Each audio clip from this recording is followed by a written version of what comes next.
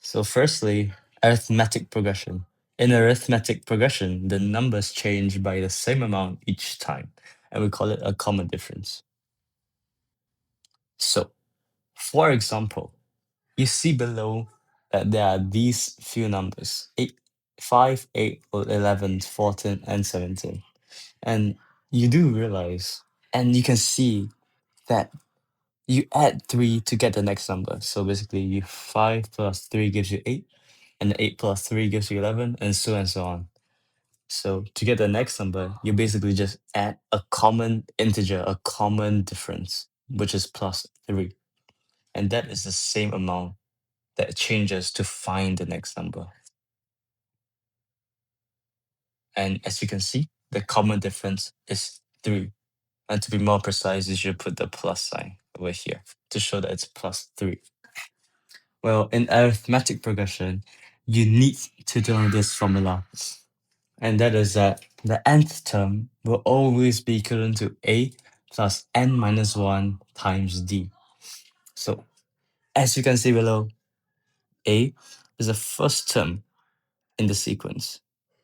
D, common difference. As we know earlier, common difference is the number that you add to get the next number, basically that constant. And n is the position of the term. So, for example, if you want to find the second term or the second number in this sequence, you just put n is equivalent to 2. And then you get the second term is equivalent to a plus 2 minus 1, which gives you 1 times d, which is just a plus. And this makes sense because your first term is a, and you're only adding the common difference once to find the second term. Therefore, it's a plus d. And remember that the first term will always be the first term in the sequence. You can't change the first term because it is the first value. Therefore, when n is equivalent to 1, or right here, when this is equivalent to 1, this becomes 0 and you only get a. And that is how you find the terms in the sequence. Now, we're given an example. Over here, they asked us to find the 10th term in this sequence, 5, 8, 11, 14. So what do we remember from earlier, the same example? We remember that the common difference is plus 3. And so remember that this d, which is your common difference, is 3. And you can find your common difference by taking the second number and you subtract it from the first number. So you take the second minus the first. And that is how you find your d, your common difference. And what is the first term? To find the first term, you just look at the first number over here. This is always the first term. The first number in the sequence will always be equivalent to a. And that is how you find your a and your d. And remember the formula, which is given by a plus n minus 1 d to find the n term. So to find the 10th term, that means your n is equivalent to 10 because n term, basically the n can be any number. But here they want to find the 10th term. So we make n equivalent to 10. So we put n into the formula and you put 10 minus 1 times it by your common difference, which is, remember, is 3. Your a, which is your 5, the first term over there, and you get 32. The math part is super easy. You just multiply very simple integers together. So this shouldn't be a problem.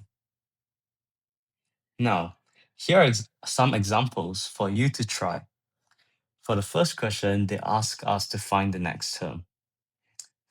So you're given a sequence and you just find the common difference to find these next terms.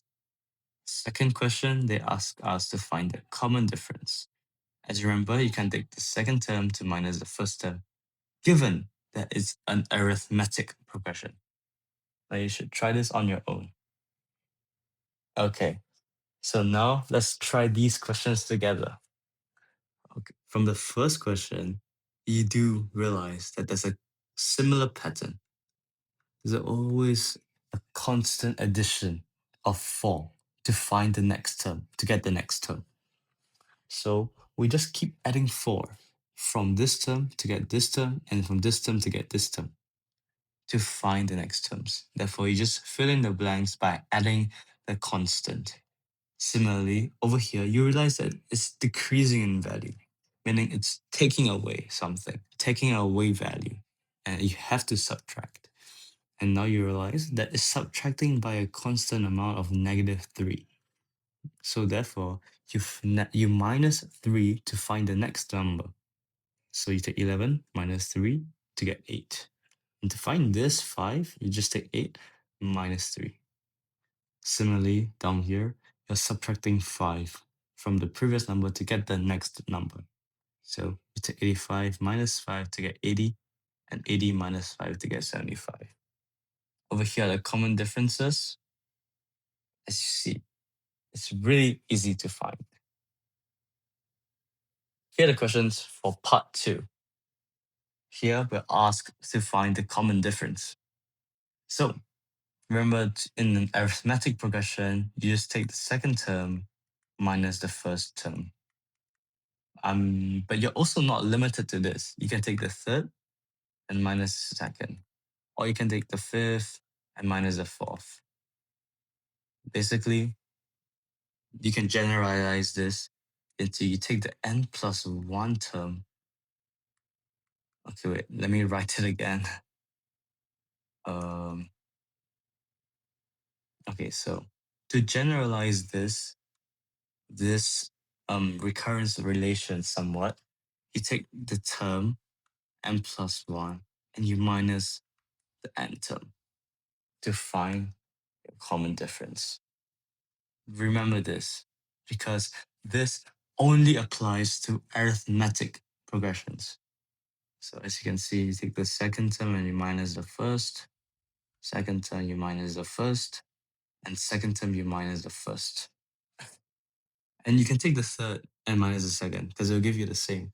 Or the fifth minus the fourth. It will always give you that common difference. So yes, remember that n plus 1 term minus the n term always gives you the common difference in an arithmetic progression. Smash your maths exams. Download Learn Maths Today for real exam questions and achieve top marks.